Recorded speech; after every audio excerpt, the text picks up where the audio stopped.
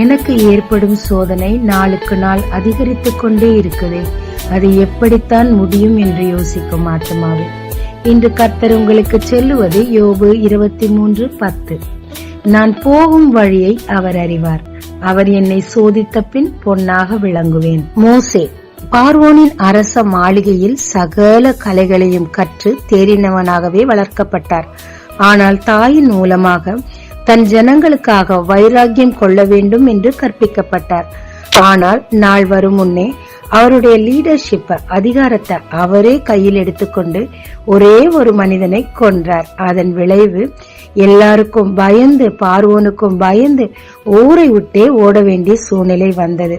இது யாரால் வந்தது? நிச்சயமாய் கர்த்தரால். அவருக்கு என்று ஒரு வழியை கர்த்தர் ஏற்படுத்தி இருந்தார். அந்த வழி மீதியான் தேசத்து வனாந்திர மார்க்கமாய் அவரை நடத்தியது.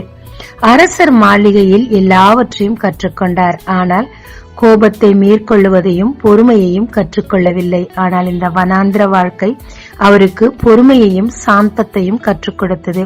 சாந்த குணமுள்ளவர் என்று கர்த்தரை சர்டிபிகேட் கொடுத்தார். அதற்கு பிறகே தன் ஜனங்களை நடத்தும் ஒரு தலைவனாக தேவன் அவரை தெரிந்து கொண்டார். பக்குவப்படும் முன் பார்வோன் மாளிகையில் ஒரு மனிதனை கொன்று பயந்து ஓடியவர். பக்குவப்பட்ட பின் பார்வோனும் அவன் சேனையும் அழிய இவரே காரணமாயிருந்தார். சங்கீதம் 119:71 நான் உபத்திரவப்பட்டது நல்லது, அதனால் உமது பிரமாணங்களை கற்றுக்கொள்ளுகிறேன் என்று சொல்லுகிறார். ஆமாங்க, நம்முடைய சோதனை, நமக்கு வரும் உபத்திரவம் எல்லாமே நம்மை பக்குவப்படுத்துகிறதாகவும் தேவனுக்கு பிரயோஜனமான பாத்திரமாகவும் நம்மை மாற்றிக்கொள்கிறது. ஏசாயா 48:10 நம்மை அவர் உபத்திரவத்தின் குகையிலே தெரிந்து கொண்டார்.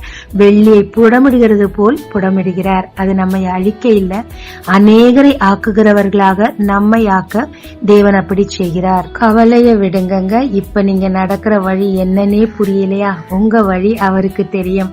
அவர்தான் உங்களை நடத்துகிறார். ஒவ்வொரு சோதனைகளிலும் உங்களை ஜெயிக்கிறவராக, ஜெயாளியாக, அநேகருக்கு பிரயோஜனமாக உங்களை பக்குவப்படுத்திக் கொண்டிருக்கிறார்.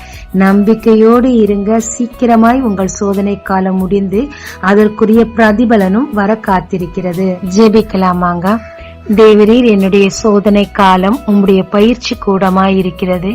இந்த நாட்களில் என்னை பக்குவப்படுத்தி பொன்னாய் விளங்கச் செய்து அநேகருக்கு பிரயோஜனமாய் வைக்க போறதற்காக நன்றி. இதை நான் அடைய தேவையான பொறுமையும் காத்திருப்பையும் தாரும். இயேசு மூலம் பிதாவே, ஆமென். இயேசு கிறிஸ்துவின் நாமத்தில் இந்த நாளில் உங்களை ஆசீர்வதிக்கும் ஜீசஸ் விஷன்.